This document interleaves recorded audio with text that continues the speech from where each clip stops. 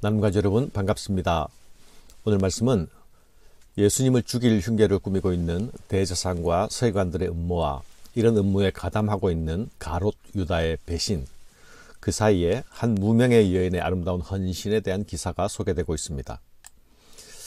예수님의 죽음을 암시하는 어두운 흐름들 속에서 마치 진흙탕 속에서 피어나는 아름다운 연꽃잎처럼 옥합을 깨트려 예수님의 머리에 붙는 아름다운 그림이 나타납니다. 음모와 배반의 어둡고 침침한 기류 속에서 그리스도를 향한 아름다운 헌신의 그림이 뚜렷한 명암으로 대조를 이루고 있습니다.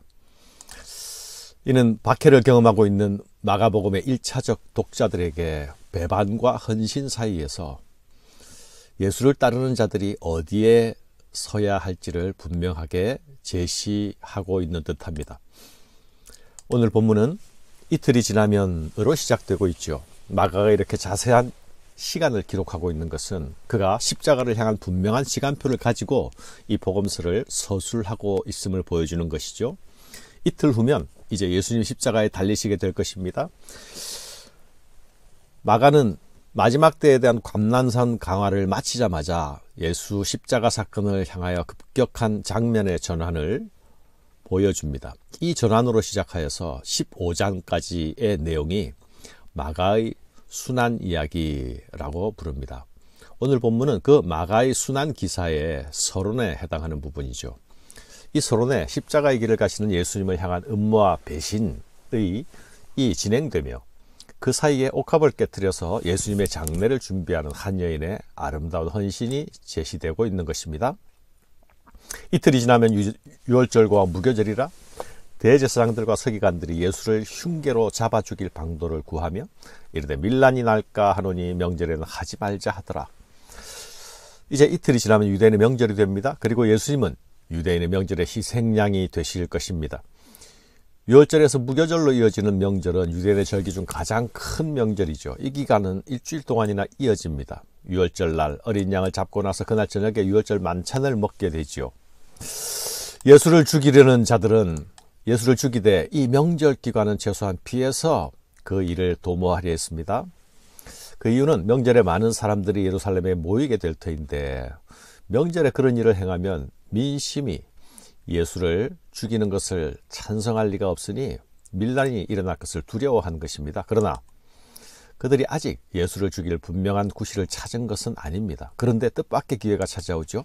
12 중에 하나인 가롯 유다가 예수를 넘겨주려고 대제사장들에게 가매 그들이 듣고 기뻐하여 돈을 주기로 하니 유다가 예수를 어떻게 넘겨줄까 하고 그 기회를 찾더라. 가롯 유다는 예수님을 죽이려 하는 자들에게 예수를 넘겨주기로 약속하고 기회를 찾습니다. 예수님을 따르던 유다가 왜 이런 결정을 했을까요?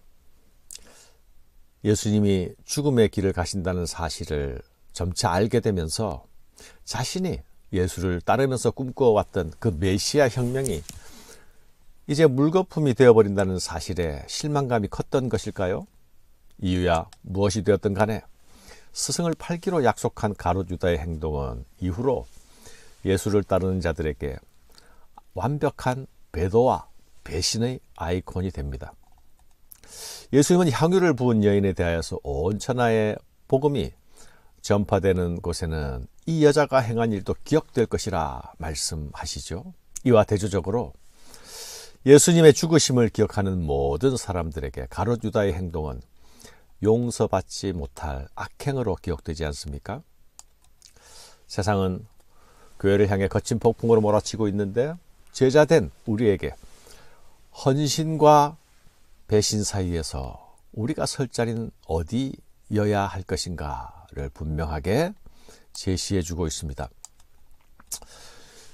6월절 이틀 전 베다니 시몬의 집에서 예수님을 모시고 연찬이 있었습니다. 요한은 이 사건을 베다니 나사로의 집에 있었던 사건으로 보도합니다. 요한복음 12장이죠. 시몬은 아마도 나병 환자였다가 예수님께 고침을 받은 후에 붙여진 별명이었던 것 같습니다. 그렇다면 이 연차는 예수님께 은혜를 입은 사람의 집에서 마련된 본의 식사 교제였다 할 수 있습니다. 그런데 이 자리에 한 무명의 여인이 갑자기 등장합니다. 예수께서 베다니 나병 환자 15의 집에서 식사하실 때에 한 여자가 매우 값진 향유 곧 순전한 나드 한 옥합을 가지고 와서 그 옥합을 깨뜨려 예수의 머리에 부으니, 이 여인은 이름도 소개되지 않습니다. 그냥 한 여인, 한 여자로 표현되는 무명의 사람입니다. 그런데 이 여인의 손에 들려진 순전한 나드 한 옥합, 그것이 깨트려집니다. 그리고 그것이 예수님의 머리 위에 부어집니다. 이 나드는 인도산 식물에서 채취한 최고급 향료입니다. 가격이 무려 300데나리온이나 되었습니다. 노동자의 거의 1년치 월급에 해당하는 금액입니다. 지금 돈으로 환산하면 적어도 3,000원에서 4,500만 원 정도 해당하는 거액입니다. 그런 거액의 향유를 단번에 쏟아붓는 이 이름 없는 여인이 가지고 있던 그 마음, 그것은 어떤 것이었을까요? 본문이 그 의도를 명확하게 밝히고 있지는 않습니다만 가장 분명한 사실이 있죠. 그것이 무엇입니까? 그것은 이 여인은 자신의 가장 귀한 것을 아낌없이 예수님을 위해 깨뜨리고 있습니다. 그것을 예수님을 위해 부어드리고 있습니다. 이것은 예수님을 자신의 가장 귀한 분으로 생각하지 않는다면 나타날 수 없는 모습이 아닙니까? 우리는 내 가장 귀한 것은 내 가장 귀한 사람에게 주지 않습니까? 이 여인은 이렇게 해서라도 예수님을 향한 자신의 마음을 나타내지 않으면 안 되는 분명한 마음속의 동기가 있었을 것입니다. 자신이 가진 가장 귀한 것으로서 사람들의 방해와 시선을 두려워하지 아니하고 오직 예수님을 향해 나아간 이 여인의 행동은 분명 큰 용기가 필요한 행동이었습니다. 용기 있는 헌신이었습니다. 그녀는 분명 예수님께로부터 말할 수 없는 큰 은혜를 받았던 것이 분명합니다. 이 여인의 행동은 예수님께 입은 은혜에 대한 감사의 반응이요, 은혜 베푸신 이를 향한 사랑의 헌신이었습니다. 그러나 그런 사연을 전혀 알지 못하는 이들은 이 행동을 아주 엉뚱한 행동으로 바라보고 있습니다. 어떤 사람들이 화를 내어 서로 말하되 어찌하여 이 향유를 허비하는가? 이 향유를 300데나리온 이상에 팔아 가난한 자들에게 줄 수 있었겠도다 하며 그 여자를 책망하는도다. 아무런 사연이 없는 사람들, 은혜를 경험하지 못한 사람들의 눈에 비치는 헌신은 그냥 마냥 허비로 보입니다. 어찌하여 이 향유를 허비하는가?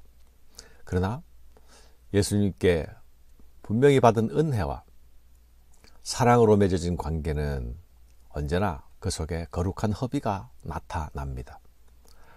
값없이 받은 은혜, 조건 없이 받은 사랑에 대한 그 반응은 조건 없는 헌신으로 나타나는 것이죠. 그러나 은혜를 모르는 사람들, 사랑을 경험하지 못한 사람들의 눈에는 그것이 그냥 허비로 밖에 비칠 수밖에 없습니다. 그들에게는 예수님께 최고의 것으로 반응해야 할 어떤 이유도 어떤 에너지도 없기 때문이죠. 예수님은 이에 대해 이렇게 말씀하십니다. 예수께서 이르시되 가만히 두라. 너희가 어찌하여 그를 괴롭게 하느냐? 그가 내게 좋은 일을 하였느니라. 가난한 자들은 항상 너희와 함께 있으니 아무 때라도 원하는 대로 도울 수 있거니와 나는 너희와 항상 함께 있지 아니하리라. 그는 힘을 다해 내 몸에 향유를 부어 내 장례를 미리 준비하였느니라. 내가 진실로 너희에게 이르노니 온 천하에 어디든지 복음이 전파되는 곳에는 이 여자가 행한 일도 말하여 그를 기억하리라 하시니라. 예수님은 이 여인이 내게 좋은 일을 하였다 칭찬하십니다. 예수님의 평가는 이 여인의 행동을 자신의 장례를 준비한 것이라 말씀하시죠. 이 여인이 장례를 내다보지는 못하였다 할지라도 그녀의 순수한 헌신, 그녀의 부지중의 헌신은 하나님의 거룩한 사역에 동참한 것이 되었습니다. 예수를 따르던 유다는 예수를 팔아 돈을 얻었습니다. 예수를 팔며 대제사장과 서기관들을 기쁘게 했습니다. 그러나 한 무명의 여인은 자신의 가장 귀한 것을 예수를 위해 깨뜨리며 예수를 위해 부었습니다. 그리고 귀한 것을, 비싼 것을 허비한다고 비난을 받습니다. 누구는 얻은 것 같고 누구는 허비한 것 같습니다. 그러나 진정 가치 있는 행동을 한 사람은 누구입니까? 진정 의미 있는 것을 얻은 사람은 누구입니까? 누가 예수님께 바로 응답한 사람입니까? 거룩한 허비는 은혜 받은 표가 아닙니까? 사랑받은 자의 모습이 아닙니까? 감사합니다.